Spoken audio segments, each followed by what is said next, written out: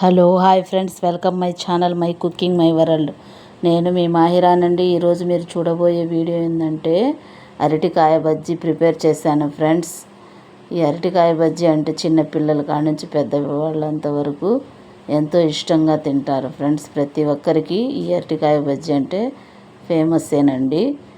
చూడండి ఫ్రెండ్స్, ముందుగా నేను ఈ అరటికాయ బజ్జీ మీద చిన్న చిన్న ఉల్లిపాయ ముక్కలు, కొత్తిమీర, నిమ్మకాయతోటి గార్నిష్ చేసుకొని పిండుకొని తింటుంటే చాలా టేస్ట్గా ఉంటుందండి.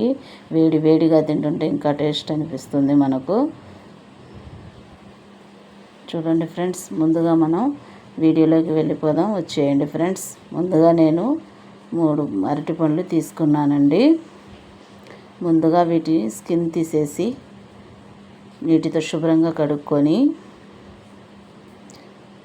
స్లైసెస్గా మనం చాకుతో పొడుగ్గా కట్ చేసుకుంటున్నాను ఫ్రెండ్స్. మీకు ఇష్టంగా లేకపోతే చిన్న ముక్కలుగా అయినా కానీ సగానికైనా కట్ చేసుకొని వేసుకోవచ్చండి. నేనైతే పొడుగ్గానే కట్ చేస్తున్నానండి. చూడండి ఫ్రెండ్స్, ఇక్కడ నేను చూపించిన విధంగా కట్ చేసుకొని పెట్టుకోండి ఒక్కొక్కటిగా.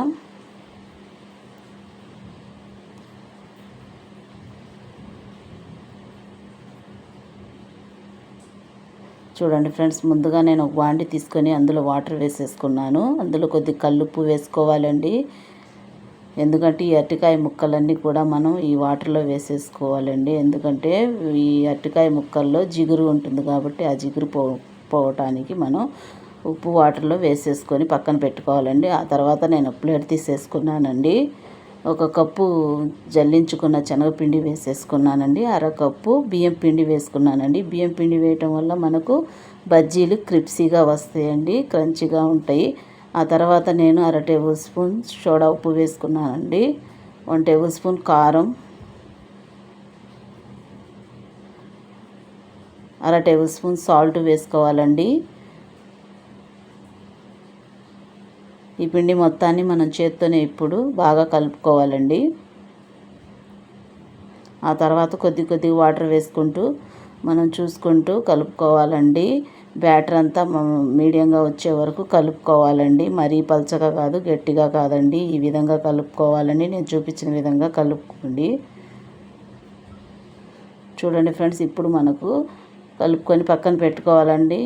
అదంతా ఇప్పుడు చూడండి, మనకు ఈ అరటికాయ ముక్కలన్నీ కూడా జిగురుగా మన చేతికి చూడండి ఎలా అంటుకుంటుందో. ఈ జిగురంతా కూడా బాగా పోయిందండి.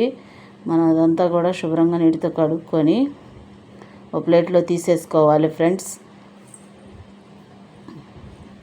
ఆ తర్వాత కొద్దిగా 1 టేబుల్ స్పూన్ కారం, 1/2 టేబుల్ స్పూన్ సాల్ట్ వేసుకోవాలి. కొద్దిగా గరం మసాలా, అల్లం వెల్లుల్లి పేస్టు 1/2 టేబుల్ స్పూన్, కొద్దిగా పసుపు. ఇదంతా కూడా మనం చేత్తో కలుపుకోవాలండి. ఈ బ్యాటర్ అంతా కూడా కొద్దిగా గట్టిగా ఉంటుంది కాబట్టి కొద్దిగా వాటర్ వేసుకొని మీడియంగా కలుపుకోవాలండి. ఆ తర్వాత ఒక్కో స్లైసెస్ తీసేసుకొని అటు ఇటు 2 పక్కల కూడా ఈ ముక్కలన్నింటికి ఈ పేస్ట్ మొత్తం పట్టించాలండి బాగా. చూడండి ఫ్రెండ్స్, ఇక్కడ నేను చూపించిన విధంగా చేసుకోండి. ఈ ముక్కలన్నీ కూడా నేను బాగా పేస్ట్ మొత్తం పట్టించి ఒక ప్లేట్లో తీసేసుకొని పక్కన పెట్టుకున్నాను ఫ్రెండ్స్.